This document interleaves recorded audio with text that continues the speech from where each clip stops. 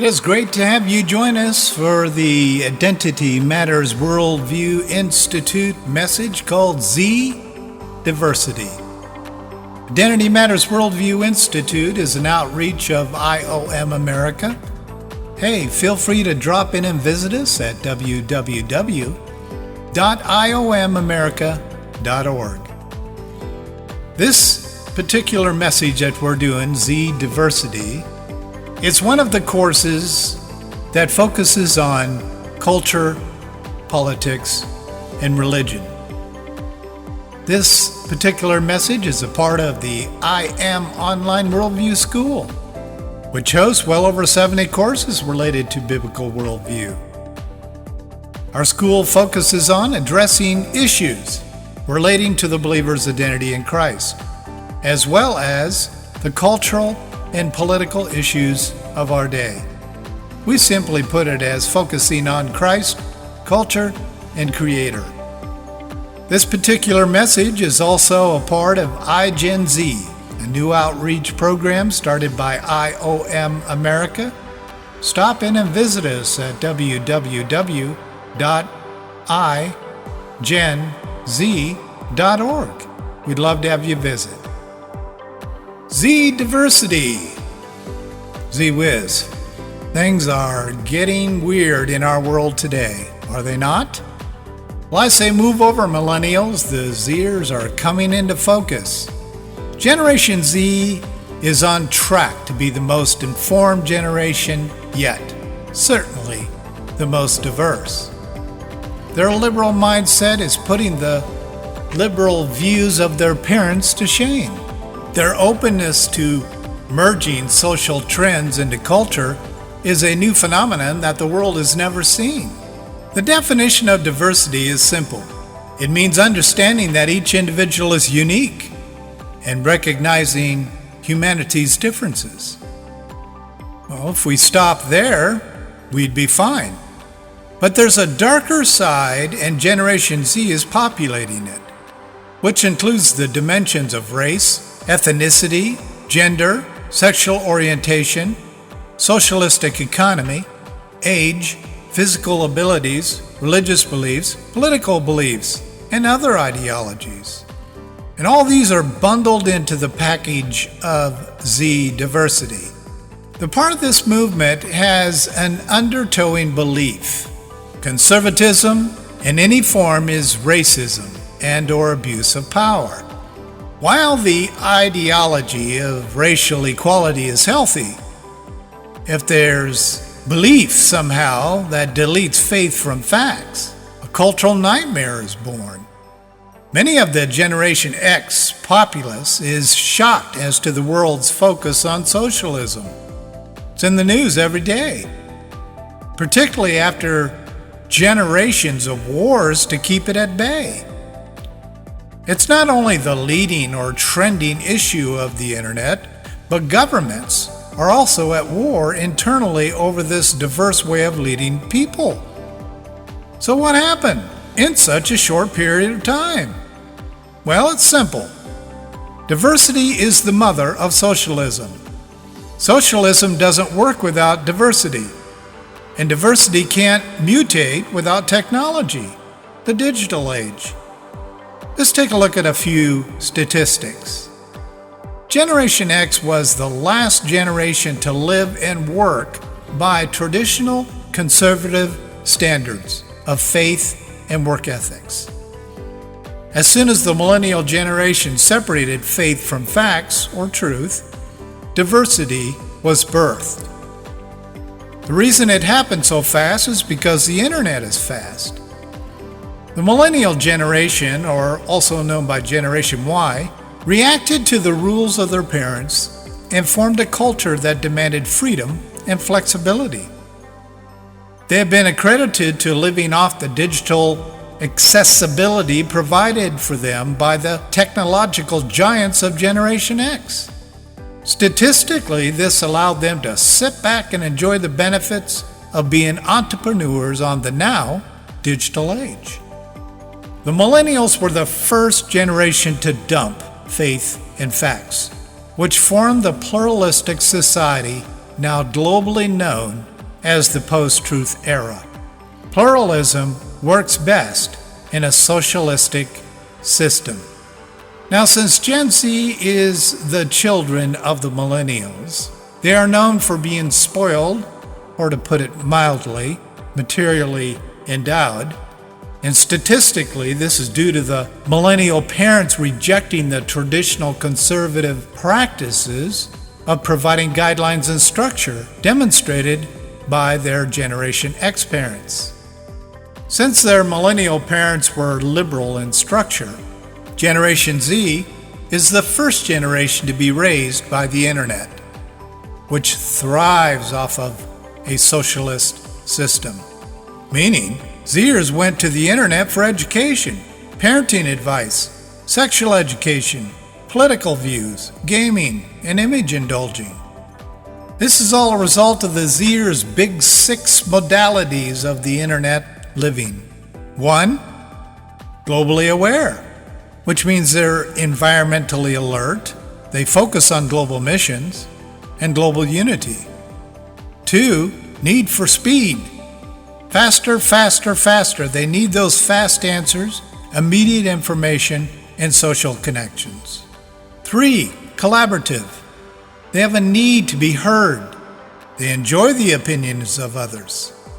And they love fact-finding. Number 4, digital natives. They are technological savvy.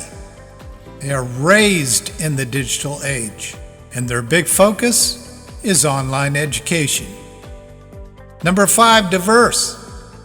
They are captivated by color, religion, politics, sexual, gender-related issues. And finally, number 6 is microminors. Bite-sized information, speaking Genese, and taking shortcuts. All 6 of these are wrapped in the package of entertainment, meaning their views are adopted through gaming, movies, video shares, and other entertainment media.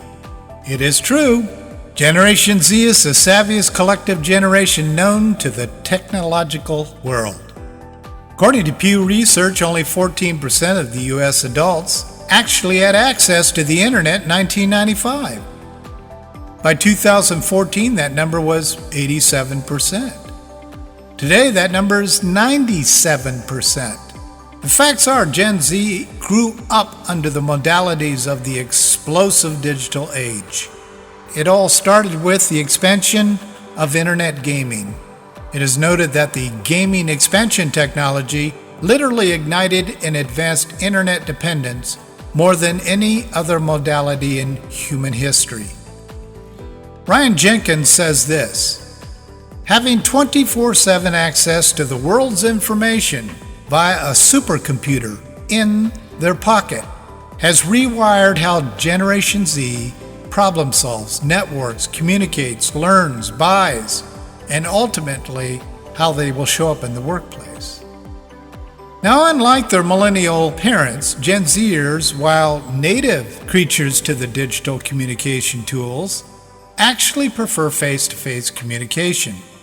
Although it must be noted that Gen Z considers the use of social media as face-to-face communication due to their VChat, or video communications.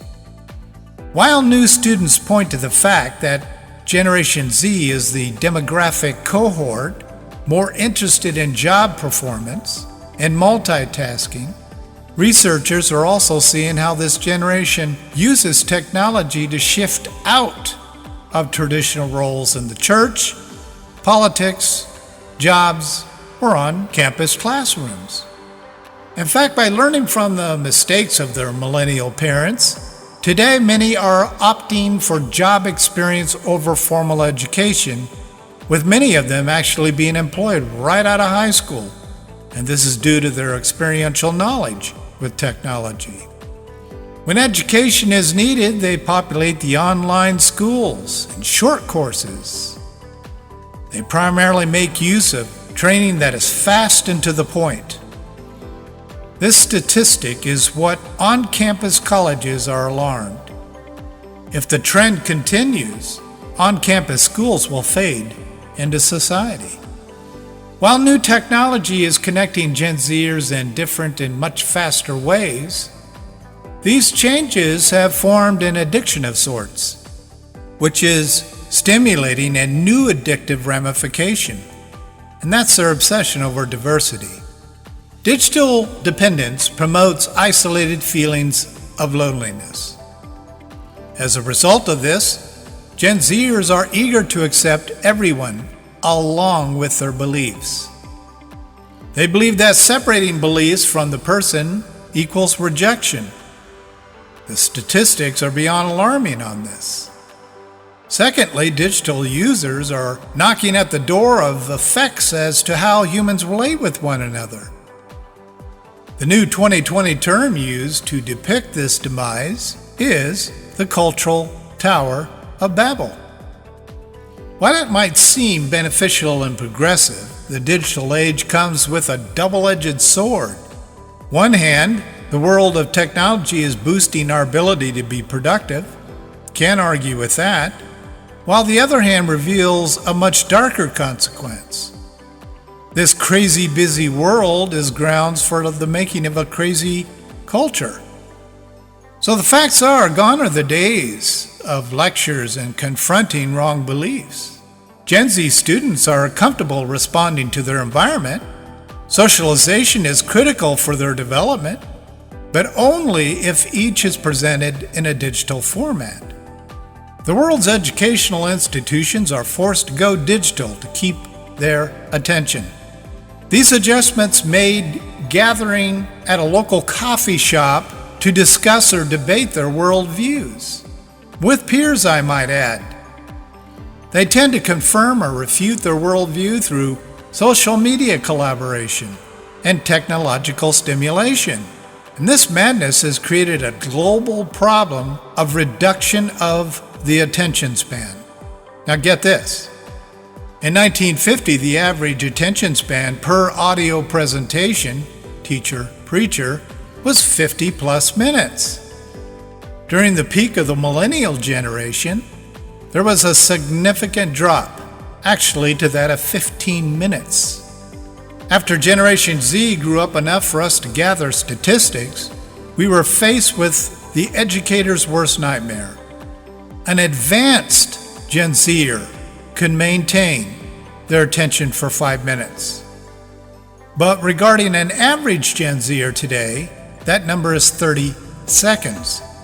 Online marketers base their ads on 30-second clips, telling us that if you don't get their click within 30 seconds, they're gone. This single ramification set off a global alarm. It's a myth, really, that Gen Zers learn differently.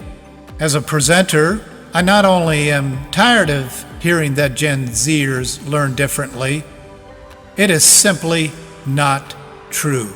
People have not changed their modality of learning since the days of creation. So what's the difference? Gen Z processes information quicker, which gives the appearance that they learn differently. The brain is designed to process information as fast as you give it. All humans are built this way.